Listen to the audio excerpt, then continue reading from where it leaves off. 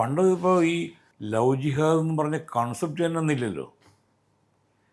കാരണം സ്വാഭാവികമായിട്ടും അപ്പോൾ ഒരു പ്രണയബന്ധത്തിൽ ഏർപ്പെടുമ്പോൾ തന്നെ അതിന് മുമ്പേ തന്നെ ഒരു നമ്മുടെ തലച്ചോറിലേക്ക് അത് വേറൊരു സമൂഹമാണ്, സൊസൈറ്റിയാണ്, അല്ലേ, വേറെ സെറ്റപ്പാണ് എന്നൊരു ചിന്ത വരും.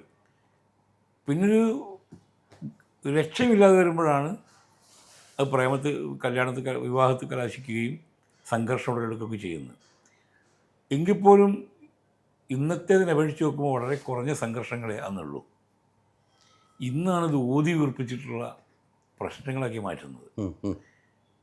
എനിക്ക് തോന്നിയിട്ടുള്ളത് ഈ ന്യൂനപക്ഷ വർഗീയത എന്ന് പറയുന്ന രണ്ട് ന്യൂനപക്ഷങ്ങളെ തമ്മിലടിപ്പിക്കുന്നതിൽ സുഖം കാണുന്ന മറ്റൊരു വിഭാഗമുണ്ട്, മനസ്സിലായില്ലേ? ആ വിഭാഗത്തിൻ്റെ ചെയ്തികളാണ് ഇപ്പോൾ നമ്മൾ നേരിടുന്ന ഏറ്റവും വലിയ വിപത്ത്. മനസ്സിലായി ഞാൻ പറഞ്ഞത്?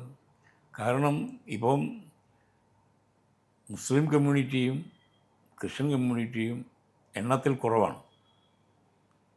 ഇവരെങ്ങനെ തമ്മിലടിപ്പിക്കുക എന്നുള്ളതാണ് ഇന്ത്യൻ പൊളിറ്റിക്സിൽ, കേരള പൊളിറ്റിക്സിലും ഇപ്പോൾ നടന്നുകൊണ്ടിരിക്കുന്നത്.